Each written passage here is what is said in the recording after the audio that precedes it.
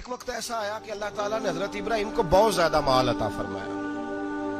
اتنے اونٹ گنے نہیں جاتے، گائیں اتنی زیادہ کہ شمار نہیں ہوتی، بکرے بکریاں اتنی زیادہ کہ شمار، بہت زیادہ مال اللہ نے عطا فرمایا. اور ابھی کچھ عرصہ پہلے آپ پیچھے جائیں نا تو جو لفظ مال تھا وہ روپے پہ تو بولا ہی نہیں جاتا تھا، وہ جانوروں پہ بولا جاتا تھا. بہت زیادہ مال اللہ نے دیا، بکریاں، گائیں، اونٹ، بیل، بڑا کچھ. تو رب کریم نے فرشتوں سے فرمایا کہ واتخذ اللہ ابراہیم خلیلا، ابراہیم میرا دوست ہے. تو فرشتے کہنے لگے یا اللہ جسے اتنا کچھ دیا جائے اس نے دوست تو بننا ہی ہوتا ہے، تو نوازا ہی بڑا ہے، اتنا مال، اتنے کھیت کھلیان، اتنا کچھ. اللہ کریم نے فرمایا جاؤ آزمائش کر لو، امتحان لے لو. فرشتہ امتحان لینے پہنچ گیا.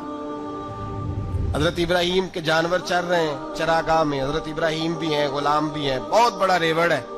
آپ تشریف فرمائے. ایک فرشتہ آیا تو کھیت میں چھپ کے بیٹھ گیا اور بلند آواز سے کہنے لگے سبحان اللہ والحمدللہ ولا الہ الا اللہ واللہ اکبر. اب وہ حضرت سیدنا ابراہیم علیہ السلام کھڑے تھے تو وہ کھیت میں بیٹھ کے تسبیح پڑھنے لگا سبحان اللہ والحمدللہ ولا الہ الا اللہ. حضرت ابراہیم کہنے لگے یہ میرے رب کا نام کون لے رہا ہے؟ بڑی اس کی میٹھی آواز ہے، بڑی، کون ہے؟ ڈھونڈنے لگے، گھومتے گھومتے اس کے پاس چلے گئے. فرشتہ انسانی شکل میں، تو میرے رب کا ذکر کر رہا تھا؟ اس نے کہا میں ہی کر رہا تھا. فرمانے لگے یار ایک دفعہ پھر نہیں کرتا؟ تو کہنے لگا ابراہیم پہلے تو میں اپنی مرضی سے کر رہا تھا، تو کہتا ہے تو پیسے لگیں گے، پیسے ہے تو کر دیتا ہوں. حضرت ابراہیم کہنے لگے بول تو کیا لے گا؟ میرے اللہ کا ذکر سنانے کا کیا لے گا؟ کہنے لگا جتنی بکریاں آپ چرا رہے ہیں ساری دے دے تو میں اللہ کا ذکر سنا دیتا ہوں. آپ نے فرمایا بس جا تیری ساری ہوئی، میرے رب کا ذکر سنا. اور پھر شروع ہو گیا سبحان اللہ الحمدللہ ولا الہ الا اللہ واللہ اکبر. حضرت ابراہیم علیہ السلام کیف میں یار پھر ذرا سنا، نا علما وچ پھسا سانو تو یار دی گل سنا سانو، ذرا دوبارہ سنا. میں پھر سنایا، ایک دفعہ پھر کہا. فرشتہ کہنے لگا بس جی آپ کے پیسے پورے ہو گئے. حضرت ابراہیم کہنے لگے چل ایک دفعہ اور سنا. کہنے لگا پیسے لگیں گے. تو کیا لے گا؟ کہنے لگا گائیں بھینسیں ساری میری. فرمایا بس یار اتنی قیمت، تو سنا صحیح، سارا کچھ ہی تیرا. پھر شروع ہو گیا سبحان اللہ والحمدللہ ولا الہ الا اللہ واللہ اکبر. گائیں دے دیں، بھینسیں دے دیں، وہ ذکر سناتا ہے. حضرت ابراہیم کبھی مچلتے ہیں، کبھی روتے ہیں، کبھی آہیں بھرتے ہیں. تو میرے رب کا نام لے رہا ہے، ذرا پھر سے لے. کیف جاری ہے. کہنے لگا بس بھائی. حضرت ابراہیم فرمانے لگے تو اور لے لے جو لینا ہے، مجھے ذکر سنا. اس نے کہا ابراہیم بکریاں میں لے چکا، گائے بھینسیں میں لے چکا، اونٹ رہ گئے، سارے لے لوں گا پھر ذکر سناؤں گا. فرمایا کیا تیرا ہوا تو ذکر سناتا رہ، میں دیتا ہوں. دے دیا. کچھ دیر ذکر کیا تو اب خاموش ہو گیا. حضرت ابراہیم خلیل اللہ علیہ السلام فرمانے لگے ذکر سنا. کہنے لگا ابراہیم اب تیرے پاس دینے کو کیا ہے؟ ہر چیز تو میں لے چکا. آپ فرمانے لگے یہ گائے بھینسیں بکریاں چرانے کے لیے تجھے کوئی نوکر ملازم بھی تو چاہیے نا. تو اس طرح کر مجھے رکھ لے، میں روٹی نہیں مانگوں گا، کھانا نہیں مانگوں گا، تو اللہ کا ذکر سناتا رہنا، میں تیرے جانوروں کی نوکری کرتا رہوں گا. حضرت ابراہیم علیہ السلام نے جب یہ کہا نا، فرشتے کی آنکھوں میں آنسو آ گئے. تر دامنی پہ شیخ ہماری نہ جائیے، ہم دامن نچوڑ دیں تو فرشتے وضو کریں. فرشتہ رو پڑا اور کہنے لگا ابراہیم مجھے سینے سے لگا. میرے رسول کریم صلی اللہ تعالی علیہ وسلم نے نظر کی صفائی پر سب سے پہلے توجہ دی ہے. ہمیں اپنے بچوں کو تاڑنا ہے، ہمیں اپنے بچوں کو دیکھنا ہے، ہمیں انہیں خود پکڑ کے اچھی مجالس میں لے کر کے جانا ہے. اور سنو میرے حبیب پاک صلی اللہ علیہ وسلم نے کتنی پابندی فرمائی. کوئی مولوی ہو، کوئی پیر ہو، کوئی فقیر ہو، کوئی درویش ہو، کوئی دربار کا سجادہ ہو، کوئی کسی جگہ بیٹھنے والا ہو، کسی کو بھی عورت کے ساتھ تنہا رہنے کی اجازت، سارے بولیے اجازت. کسی کو بھی عورت کے ساتھ تنہا رہنے کی اجازت بالکل نہیں ہے، قطعاً نہیں ہے. میرے نبی کریم صلی اللہ علیہ وسلم نے فرمایا جہاں مرد اور عورت اکٹھے ہوں گے تیسرا شیطان ہوگا. ابن حجر کہتے ہیں ایک صحابی نے عرض کی حضور اگر وہ دونوں نیک ہو، اگر دونوں نیک ہو تو میرے حبیب پاک صلی اللہ علیہ وسلم نے فرمایا یحییٰ کے بیٹے زکریا بھی ہو اور عیسیٰ کی والدہ مریم بھی ہو تو پھر بھی میں دونوں کو اکیلے رہنے کی اجازت نہیں دیتا. जब उनको इजाजत नहीं है, जब उनको इजाजत नहीं है तो बाकी कोई किस खाते में है। मैं सुनता हूं और आज मैं बबांगे दोहल कहता हूं, हमें वो दरबार भी कबूल नहीं है। सुन लिया जाए, मेरी बात को नोट किया जाए, हमें वो दरबार और मजार भी कबूल नहीं है जहां बुराई और मंशियात के अड्डे कायम है। हम उन दरबारों पर भी फौरी तौर पर हर लिहाज से कड़ी निगरानी करने का और पूरी सख्ती करने का इरादा रखते हैं और खुद आगे बढ़ के उन जालिम सज्जादा नशीनों का मुंह नोचने का इरादा रखते हैं जिन दरबारों पर नशा बिकता है, जिन दरबारों पर गंध होता है। दरबार तो ऐसे होते हैं कि दाता अली अजमेरी रहमतुल्लाह अलैह का दरबार हो पर चारों जानिब कुरान पाक की तिलावत हो रही हो। जुमा इतना बड़ा होता हो कि लाहौर में इतना बड़ा जुमा ही और कोई ना हो। दरस हदीस होता हो, दरस निजामी का मदरसा कायम हो और औरतों का जाना अलग हो, मर्दों का जाना अलग हो, पूरी शरीयत की पाबंदी हो।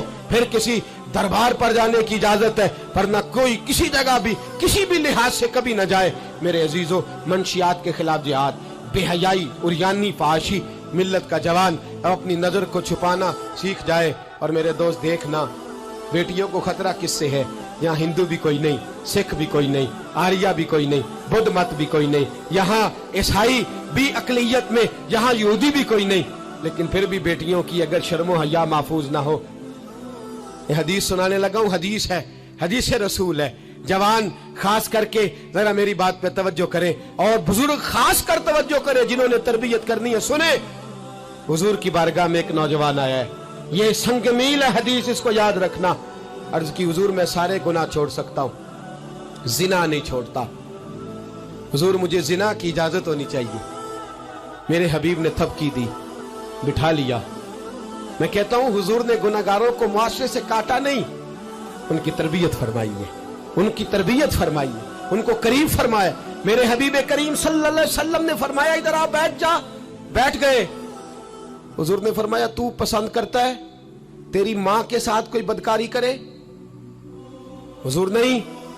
फरमाया, तू पसंद करता है तेरी बेटी के साथ कोई बदकारी करे?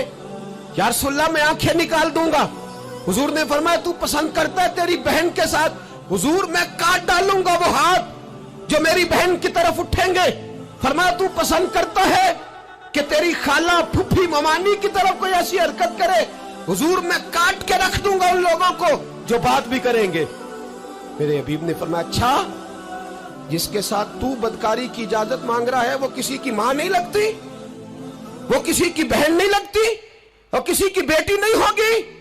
याद रखे, मुल्ला जलालुद्दीन रूमी 1, इमाम गजाली 2, आला हजरत फाजले बरेलवी 3, बुजुर्ग मुतफिका तौर पर लिखते हैं, फरमाते हैं जो गंद के साथ दूसरे घर में ताड़ता है वो अपने घर की खैर मना ले। जो गंदी नजर दूसरों पर रखता है वो अपने घर की खैर मना ले। इसलिए कि जो जुर्म वो किसी के खाते में डालेगा वो सजा बन के उसके घर की तरफ लौटा दिया जाएगा। जो बदकारी वो किसी के खाते में डालेगा वो सजा बन के अल्लाह उसके घर की तरफ लौटा देगा। अगर अपने घर को पाक रखना चाहते हो तो दूसरों की तरफ पाक नजर रखनी शुरू कर दो। अगर चाहते हो कि तेरा घर अजीब मामला है ना, बेटे को तो पसंद की शादी की इजाजत है तो बेटी को इजाजत क्यों नहीं? अगर तेरा बेटा पसंद की शादी करेगा तो याद रखना, फिर जब किसी की बेटी ये लफ्ज बोलती है फिर इज्जतों के जनाजे निकलते हैं, फिर उरियानी फहाशी का जो है वो कलक लगता है माथे पर। फिर याद रखना, चारों जानिब से रुसवाइयां तेरा नसीबा होती है। अगर तू बेटी को रोकना चाहता है तो बेटे का हाथ पकड़। अगर तू बेटी को साफ रखना चाहता है तो बेटे को शर्मो हया की चादर उड़ा। अगर तू बेटियों के किरदार की हिफाजत करना चाहता है तो पहले बेटे को पाबंद शरीयत बना, पहले इसकी तरफ देख। मेरे दोस्तों, ये 5 चीजें हमारा बुनियादी नुक्ता है। एक तो अमीर गरीबों की तहकीर करना छोड़ दे, दूसरा गरीब अमीरों से मांगना छोड़ दे, तीसरा इज्जत के साथ जीना सीखे, हमें हर हाल में सूद से, हराम पैसे से बचना है। चौथा, हर तरफ मंशियात फैली है, हमें इसके खिलाफ जिहाद करना है। 5वां, बेहयाई, उरियानी, फहाशी, गली गली, नगर नगर निकल करके इसके खिलाफ हमने बोलना है। मुझे मेरे साथी कहते हैं नौजवान महफिलों में आना छोड़ गए, वो कहते हैं हजरत साहब के सारे मौजूआत ही हम पे होते। चंद दिन पहले मैं कल्लर सईदा गया, मैं दूर के इज्तिमा नहीं देता, सफर नहीं कर पाता, मेरे पैरों में दर्द होता है, करीब करीब रहता हूँ। उन लोगों ने बड़ा इसरार किया तो मुझे जाना हुआ। मैं जब वहां पहुंचा कुछ देर मैंने बात की तो मेरे ख्याल में यही था कि जवान नौजवान कहाँ बात को सुनते हैं, ये थोड़ी मेरी बात को सुनेंगे। मैंने इरादा किया, थक भी बड़ा गया कि 20-25 मिनट बात करूंगा। 3-4 नौजवान मेरे सामने बैठे थे। अभी मैंने मुस्तफ़ा की हदीस का रंग छेड़ा ही है। छम छम उनकी आंखों से आंसू बरसने लगे, छम छम। अल्लाह की कसम, मिंबर रसूल पे बैठा हूँ, मैं अपने अंदर शर्मिंदा होने लगा। मैंने कहा यार तू कहता था नौजवान बात नहीं सुनते, तेरी मिल्लत का जवान, उसे किसी ने बात सुनाई नहीं, शायद तू उस तक बात पहुंचा ही नहीं सका। अरे गुनाहगार बड़ा है पर मुस्तफा का गद्दार तो नहीं ना, ये बड़ा पापी है पर हुजूर की बात नहीं सुनेगा। नबी पाक के पैगाम की तरफ नहीं, 50 मिनट बात करके मैं लौटा। एक हफ्ते में इतने मुझे उन्होंने फोन किए, इतने फोन करने लगे जैसे तैसे भी हो आप दोबारा आइए, मुझे जुमेरात को दोबारा वहां जाना है। वो कहने लगे जौन सा वक्त कहेंगे हम रखेंगे, लेकिन खुदारा हमें सिर्फ मंशियात का नशा किसी ने लगा दिया है, इश्क मजाजी का गंदा नशा किसी ने लगा दिया है। कोई ऐसा मिले जो हमें रसूलुल्लाह के इश्क का नशा भी लगा दे, कोई मिल जाए ऐसा। अगर कोई शोएब आए, मुजस्सर कोई आए जो हमारे सीने से रगड़े। मेरे दोस्त, मिल्लत का जवान जब नेक होता है तो फिर हजरत बिलाल हबशी की राहों का मुसाफिर होता है, फिर हजरत फारूक आजम को आइडियल बनाता है, फिर सैयदना मौला अली शेर खुदा की जानिब देखता है। और मिल्लत का जवान जब मुजाहिद बनता है तो फिर इमाम हसन और इमाम हुसैन की यादों को ताजा करता है। वो कभी इल्मुद्दीन बन जाता है, कभी आमर चीमा बन जाता है, और कभी मुमताज हुसैन कादरी की शक्ल में सामने आ जाता है। वो डट जाता है, वो डट जाता है। मिल्लत के जवान, तेरे सीने से अब रसूल करीम सल्लल्लाहु ताला अलैहि वसल्लम की मोहब्बत को खींचा जा रहा है। तुझे वापिस आना है, अपने सीने को बेदार करना है, और तुझे आलम कुफर को बताना है कि शराब पीने वाला ही सिर्फ तुम्हें देखा है, तुमने कभी दुरूद पढ़ने वाला नौजवान भी देखना चाहिए। तुमने औरत को सारी रात फोन करने वाले जवान की दास्तानें तो सुनी है। अब हम तुझे वो वाला जवान सिखाते सुनाते हैं जो सारी रात मुस्तफा की नाते सुन के नबी पाक के